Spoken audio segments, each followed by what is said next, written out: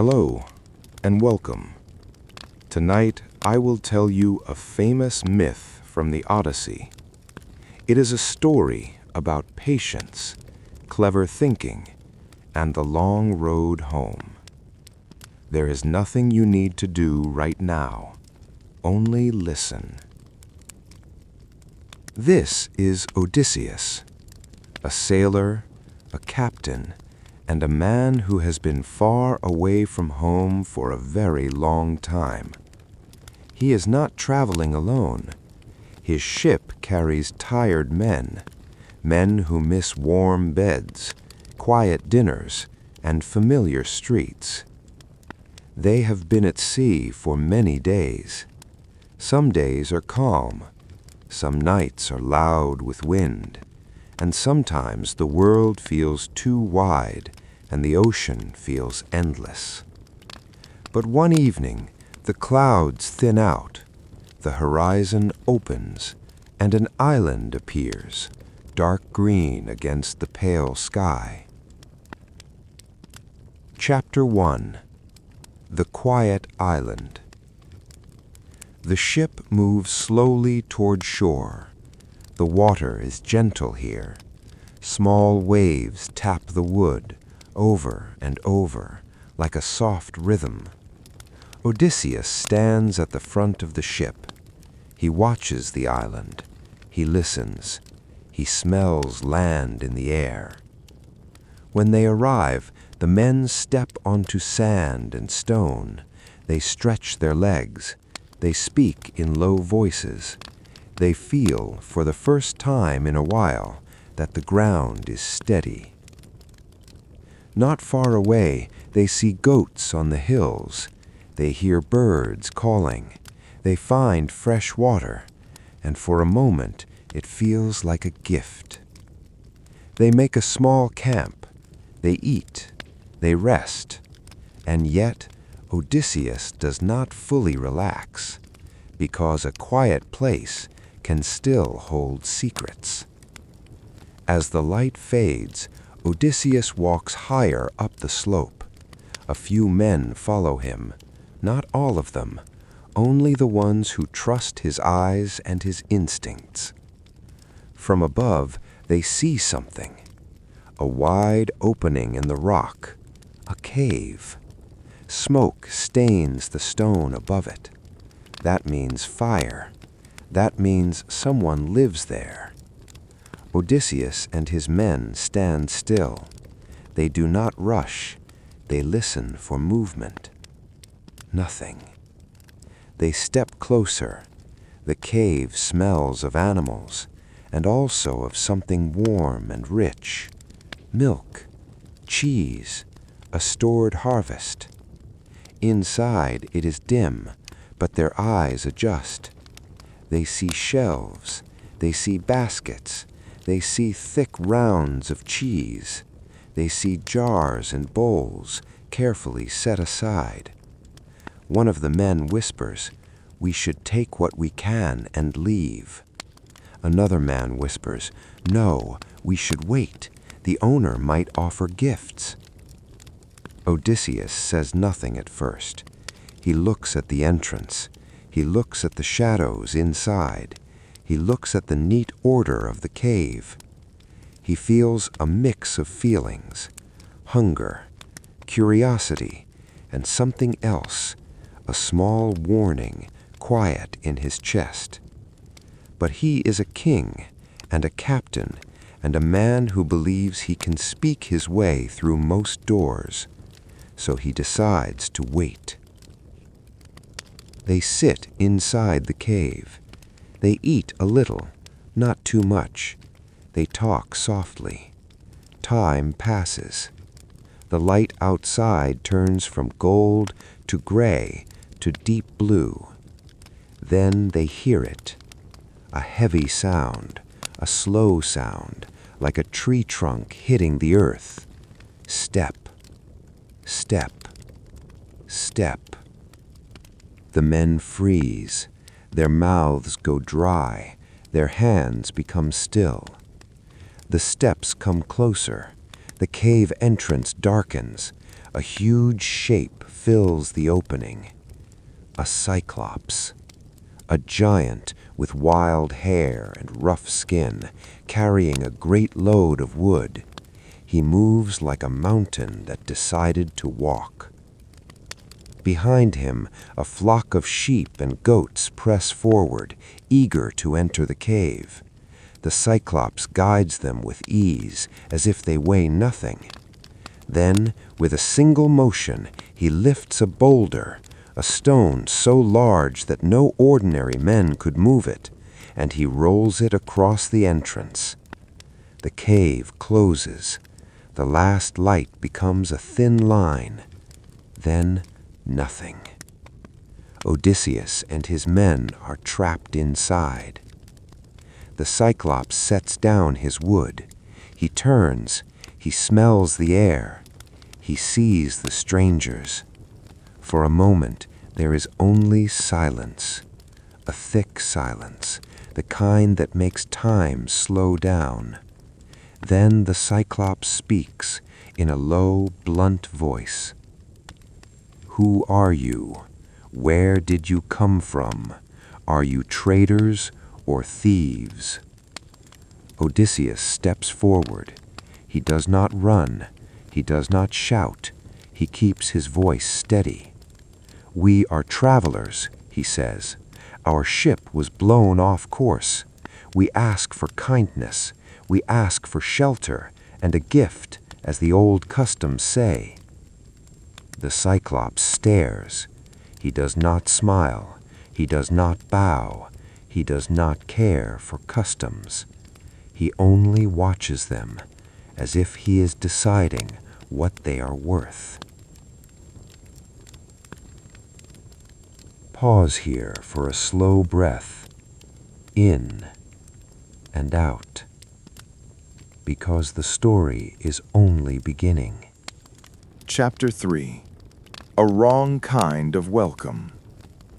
The Cyclops does not hurry. He moves around his cave like he owns the night itself. He checks his animals first. He counts them with a slow hand. He listens to their breathing. He seems calmer with them than with people. Odysseus keeps his men close. He studies the giant's routine. He looks at the stone blocking the entrance. He already knows a hard truth. No one can move that stone. Not with 10 men, not with 20. The Cyclops sits. He milks his goats and sheep. The sound is steady, almost peaceful. Milk hits the bowl with a soft rhythm. Then he eats. He eats without manners, without care. And while he eats, he keeps watching the strangers. Odysseus tries to speak again. He keeps his voice respectful. "We meant no harm," he says. "We ask only for a gift of safe passage." The Cyclops lets out a small, humorless laugh. Gifts, customs. He tastes the words like they are strange. "I do not care about your customs," he says. "I do not fear your gods. I fear nothing." Odysseus does not answer. He hears the warning in that voice. The Cyclops leans closer. His shadow covers them. "Tell me," he says, "where is your ship?" Odysseus thinks fast. He cannot give the truth. Not here, not now. "Our ship," he says carefully, "was broken on the rocks. The sea destroyed it. We barely made it to shore." The Cyclops stares, searching his face. Then he grunts. "Good," he says. It is not the kind of good anyone wants to hear. The cave feels smaller. The air feels heavier. Odysseus feels his men shrinking behind him. He can almost feel their thoughts. "We should not have come here. We should have left. We should have run." But the entrance is sealed, and the owner of the cave is between them and freedom. The Cyclops stands again. He takes a step toward them. Odysseus does not move, but inside, his mind is moving quickly. He sees the wooden staff in the corner, a thick club, too heavy for a normal man, but not too heavy to shape. He sees the fire pit, he sees the embers, and he sees the sheep, a full flock.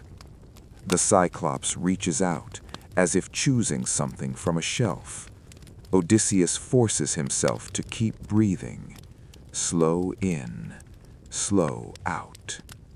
The Cyclops takes 2 of the men. We will not describe it in detail, only this. The cave becomes a place of fear, and Odysseus learns the final rule of this island. This Cyclops will not be a host.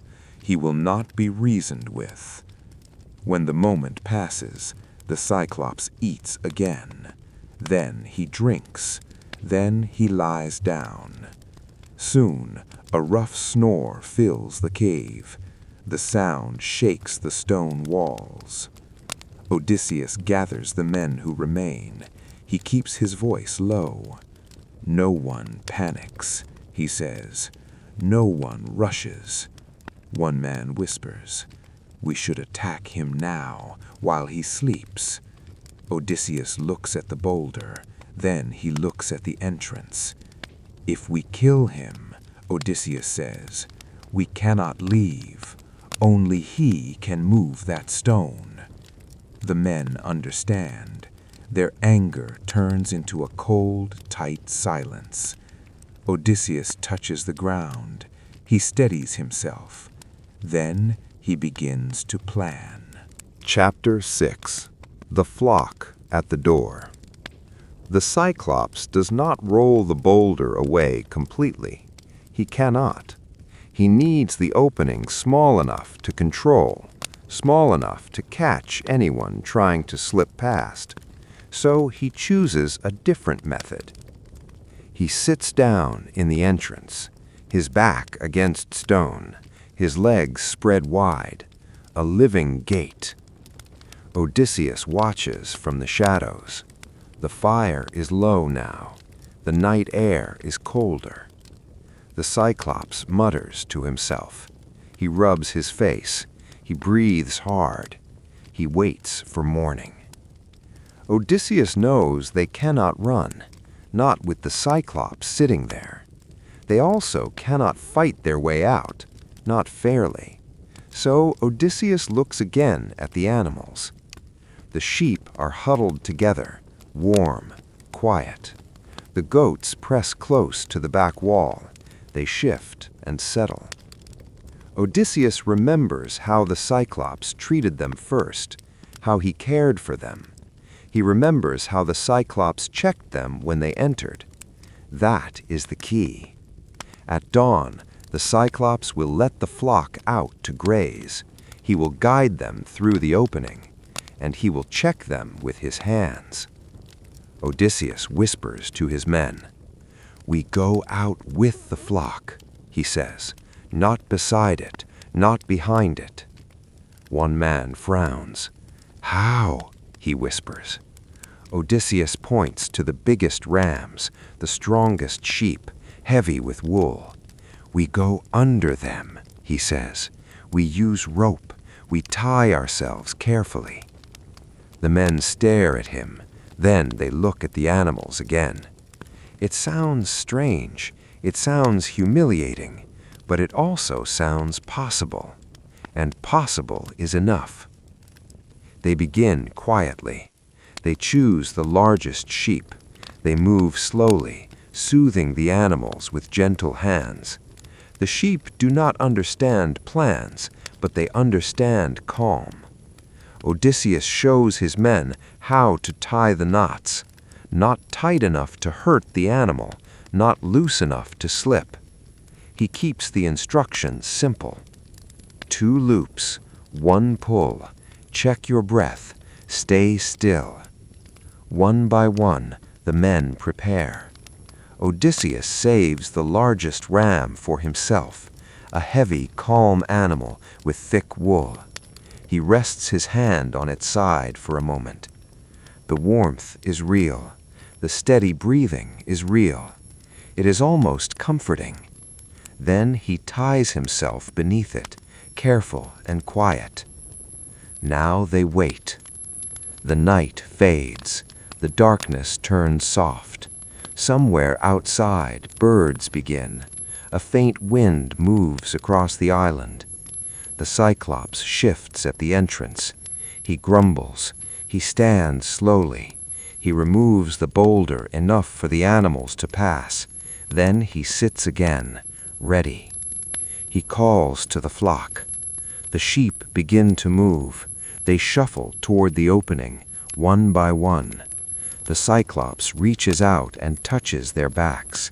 He feels their wool. He checks them like a shepherd. His hands are big, rough, impatient. Odysseus holds his breath as the first sheep passes. The Cyclops touches its back. He does not reach underneath. The second sheep passes, the third. Each time, the Cyclops only checks the top, only what he expects. The plan is working. Slowly, the men slide out of the cave, hidden beneath warm bodies and thick wool. Odysseus is near the end. He can hear the sea in the distance, like a promise. Then the Cyclops pauses. He grips the back of the great ram above Odysseus. He frowns. "This one," he mutters, "this one is slow." He pats the ram's head. "Why are you last?" he asks the animal, almost gently. "Are you sad to leave me?" Odysseus stays perfectly still. His heart is loud inside his chest, but his body does not move. The Cyclops sighs. He lets the ram go, and Odysseus, still hidden beneath wool and warmth, passes into the open air. The sky is pale. The world is wide again, and for the first time in many hours, Odysseus feels hope without fear attached to it. But they are not safe yet. Not yet. Chapter 7. Open Air, Quiet Feet. Odysseus and his men do not celebrate. Not yet. They stay low. They move slowly. They keep the sheep between themselves and the cave. The flock spreads across the grass.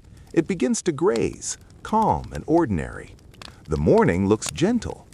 But Odysseus knows what gentle mornings can hide. He watches the cave entrance from a distance. He sees the Cyclops sitting in the shadow like a broken statue. The giant does not move much. He listens. Odysseus whispers to the nearest man. "No running," he says, "not yet. Walk like you belong here." They walk. They guide the sheep as if they are shepherds. They do not look back too often. The air smells of salt. That is good. It means the sea is close. They pass a small rise on the land. They see the shoreline. Their ship is there, a dark shape on pale water. The men feel their throats tighten. Home is not here, but escape is. They keep walking. Only when the rocks hide them from the cave do they quicken their pace. Not a sprint, a steady hurry. Their feet crunch on gravel. Their breathing grows faster. Then a sound reaches them. A shout, a raw, furious call. Odysseus freezes for half a second. Then he gestures forward. "Keep moving," he says. Behind them, the Cyclops has realized something. Not the full plan, but enough. The giant's voice rolls over the hills. "Thieves! Cowards! Come back!" The men do not answer. They reach the ship. Hands grab the sides. Feet climb over the wood. Odysseus counts again. He always counts. He nods once. "Push," he says. The men shove the ship into the water. They pull ropes, they grab oars. The hoe floats free. The sea receives them like a cold blanket. "Row," Odysseus says, "slow, then strong." The oars dip. 1, 2, 3. The ship moves. The shoreline begins to pull away. Only then do a few men finally breathe out. Only then do their shoulders drop. They are not safe yet, but they are outside the cave.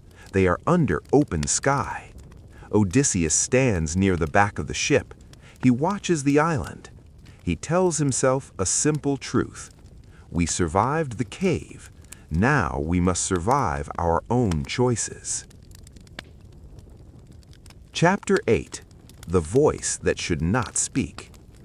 The ship gains distance. The water grows deeper. The men row in rhythm. A steady sound.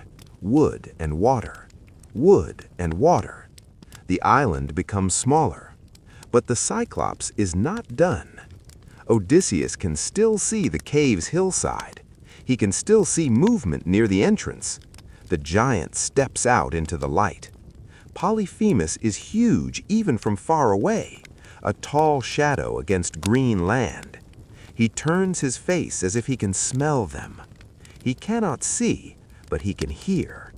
He raises his arms and roars. The sound is not just anger, it is loneliness. It is pride. It is rage that has nowhere to go. Odysseus hears it and feels two feelings at once: relief and a sharp, dangerous spark. A man beside him whispers, "Do not answer," he says. Another man says it too. "Captain, please do not speak." Odysseus nods, but his mouth feels dry. His heart is still racing. He remembers the cave. He remembers the threat. He remembers the gift that was not a gift. And then he makes a mistake. Not a big mistake at first, only a small one. He cups his hands around his mouth. He calls toward the shore. "You asked who hurt you," Odysseus shouts.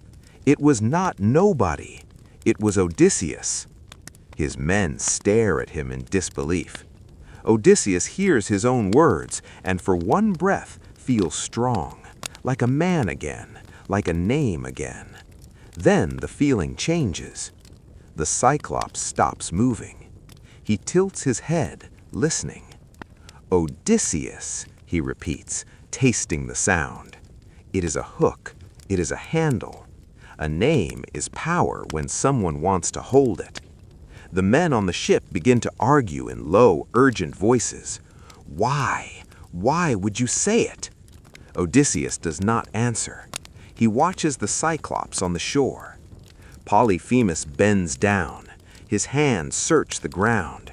He finds something, a boulder, a stone the size of a cart. He lifts it as if it is nothing. The men row harder. "Faster," someone says. But the Cyclops swings his arms. He throws. The stone flies. Not at the ship exactly, but close enough. It hits the sea with a heavy crash. Water rises. A wave forms. The wave rushes toward the ship. The men brace. The ship lifts and dips. For a moment, it feels like the sea is trying to flip them. But Odysseus shouts commands. "Keep the oars. Hold the rhythm. Do not panic." They survive the wave. The ship steadies again. The men row, trembling. Then the Cyclops throws again. Another boulder, another crash, another wave. This time, the wave pushes them farther out, like a rude hand shoving them away. Oddly, it helps. The ship escapes the worst of the rocks. It finds clearer water. The island becomes a dark line behind them. The men breathe, shaking. Odysseus does not feel proud now. He feels the weight of his own voice.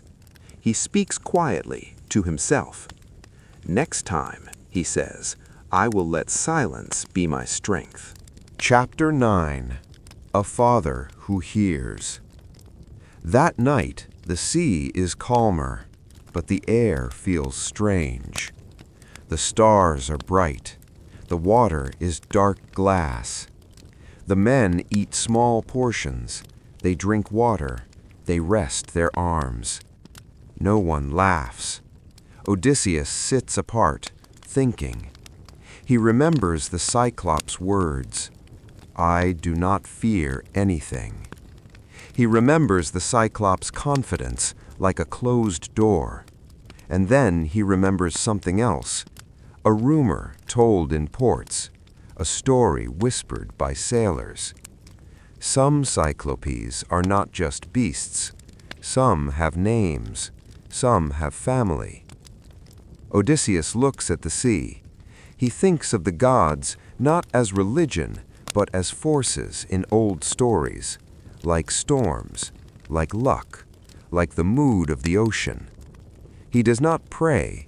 He does not bow. He only admits what he knows. There are things bigger than me. On the island behind them, Polyphemus is alone. He cannot see the stars. He cannot see the water.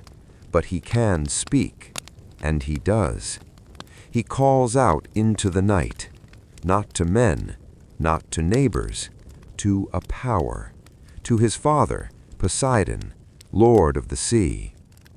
Polyphemus's voice carries over the waves in the old way of myths, like a message in the wind. He asks for one thing, not riches, not victory. He asks for delay. He asks that Odysseus will not reach home easily. He asks that the sea will remember his name. Whether the sea listens or not, the men feel the change. A wind rises, not strong at first, just a shift, a colder breath across the water. One man looks up. "Do you feel that?" he whispers. Another man rubs his arms. Odysseus stands. He listens. The ship creaks softly. The sail flutters. Odysseus does not want to scare his crew, so he keeps his voice steady. "We keep going," he says. "We stay smart. We stay together." The men nod, but the night feels less friendly now, as if something heard a name and turned its head. Chapter 10. The Island of Easy Forgetting. Days pass. Not all days are storms. That is the trick of the sea. Sometimes it is calm on purpose. The men begin to relax again. They see another island, low hills, trees, a soft coastline. It looks safe. Odysseus watches the shore. He does not trust safe anymore. But the men are hungry and tired and human. They land carefully. They explore. They find a village, quiet houses, friendly faces. The people there speak gently. They offer food. They offer water. They offer fruit. It is small and bright, like honey made solid. Odysseus feels uneasy. He tells his men, "Eat little, stay aware, we leave soon." Some of the men nod. Some smile as if he is being too serious. A few men eat more. At first, nothing happens. They sit in the shade. They talk. They chew slowly. Then Odysseus sees it. A change. The men who ate the fruit looked softer in the eyes. Their posture loosened. One man laughed at nothing. Another stared at the grass as if it was the most interesting thing in the world. Odysseus asked, "Are you well?" A man answered, calm and dreamy. "I am perfect," he says. "Why would we leave?" Odysseus's stomach tightens. "Because home exists," he says. The man smiled lazily. "Home," he repeats, as if the word is a joke. "Home. This is home." Odysseus steps back. He realizes the danger is not a monster, not a cave, not a stone. It is comfort without purpose. It is rest that becomes a trap. The villagers are not violent, they are kind. That is what makes it worse. Odysseus gathers the men who did not eat much. He says, "We leave, now." They try to persuade the others. "Come on," one says, "we can rest on the ship. We can rest later." But the enchanted men only smile. They lie down in the grass. They look at the clouds. Odysseus makes a hard choice. Not cruel, not angry, only necessary. He has his healthy men help him. They lift the dream-drunk men gently. They carry them, step by step, back to the ship. The enchanted men do not fight. They only sigh, sleepy and confused. Odysseus ties them loosely to the benches, not tight, not painful, just enough to keep them from wandering back. He speaks to them softly. "Sleep if you must," he says, "but do not forget your life." Then he orders the ship pushed out. The oars dip again. The coastline slides away. The village becomes a quiet blur behind them. The men on the benches blink slowly, as if waking from a soft dream. One whispers, "Why did we leave?"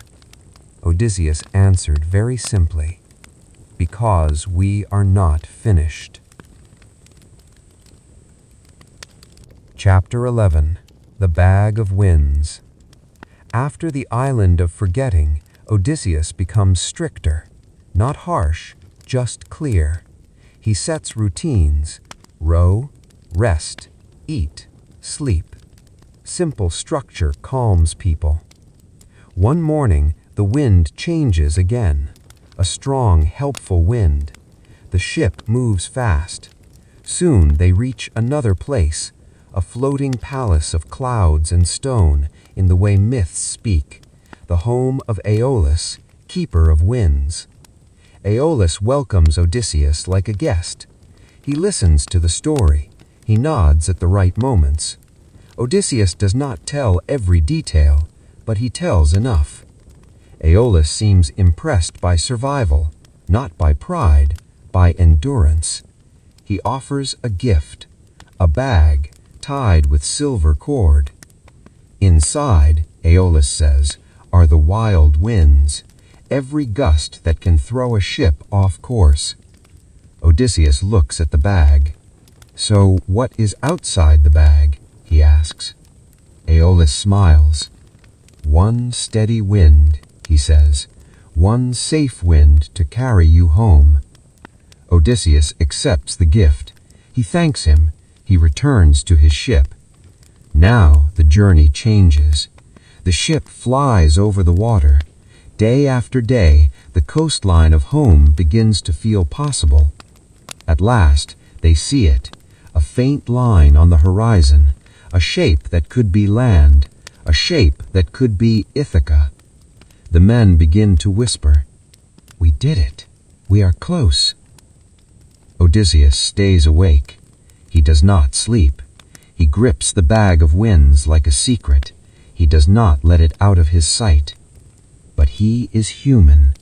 After many days without proper rest, even a clever man's eyes grow heavy. He sits against the mast. He tells himself he will close his eyes for 1 minute. 1 minute becomes more. His breathing deepens. His head dips. The men notice. They see the bag. They have heard rumors. They have seen Odysseus receive gifts before. They have seen treasure. They have seen gold. They whisper to each other, "He is hiding something. He is keeping it for himself. Maybe it is the treasure." One man puts his hand on the knot. Another hesitates. "Do not," a third whispers. "He told us not to." But curiosity is a wave too, and sometimes it wins. They pull the cord. At first, There is only a small hiss, like air leaving a room. Then the winds explode. The ship lurches, the sail snaps, the sea turns angry in seconds. The helpful wind is swallowed by wild wind. The ship spins. The coastline of home disappears like a dream. Odysseus awakes with a start. He sees the open bag. He understands immediately. He does not scream. He does not hit anyone. His face simply goes still. The men look guilty, like children caught in a mistake they cannot undo. Odysseus closes the bag as best he can, but too much is already gone. The winds do. Chapter 13. The Kind Shore. After the wild winds, the sea becomes quiet again. Not friendly, just quiet. The ship drifts for a long time. The men do not talk much. They save their voices. Odysseus watches the horizon. He does not expect gifts anymore. He expects only work. Then, one morning, the water changes color. It turns lighter, greener, like glass with sunlight inside. Land, someone whispers. Odysseus narrows his eyes. A coastline appears. Soft hills, trees that move gently in the breeze. No cliffs, no dark caves, no signs of danger. Still, Odysseus is careful. They row closer. The ship slides into a calm bay. The sand looks clean. The air smells like leaves and fresh water. They step onto the shore. They do not run. They do not shout. They simply stand there, listening. A stream flows nearby. Birds call from the trees. The place feels normal. Odysseus lets his men drink. He lets them wash their hands and faces. He lets them sit in the shade. For the first time in many days, their bodies unclench. Later, they see movement on a path. People. Not giants, not monsters, just people, dressed neatly, walking in small groups.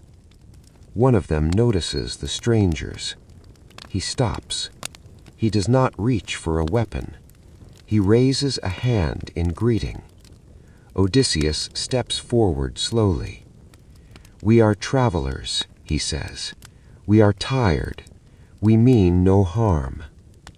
The man nods, as if he understands tiredness very well. "This is the land of the Phaeacians," he says. "We do not love trouble, but we do respect guests." Odysseus feels something strange in his chest. Not fear, not pride. Relief. The man offers food, simple bread, fruit, fresh water. Odysseus eats slowly. He tastes each bite.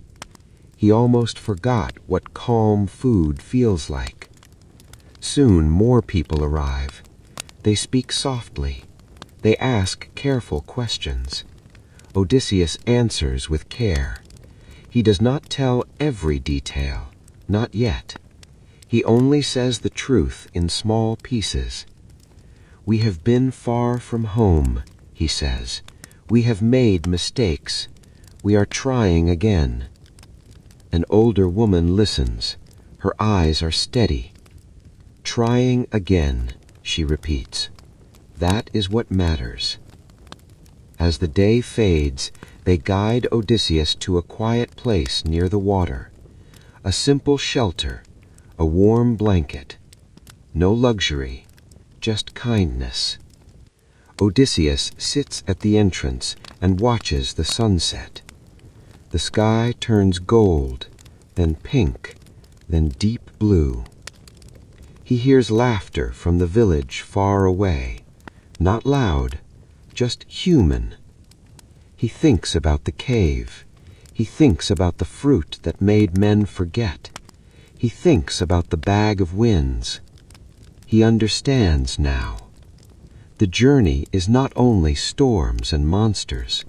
It is also people. It is also trust. And trust is fragile. That night, Odysseus lies down. He does not sleep at once. He listens to the small sounds of safety. A fire in the distance, a soft step on sand, the steady breath of the sea. He closes his eyes, and he makes a quiet decision.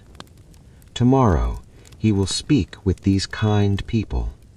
Tomorrow he will ask for a path home. But tonight he will rest. Because even the cleverest mind needs rest to stay clever. Even the strongest will needs rest to stay strong. The waves move in slow rhythm, in, out, and the world, for one night, feels gentle.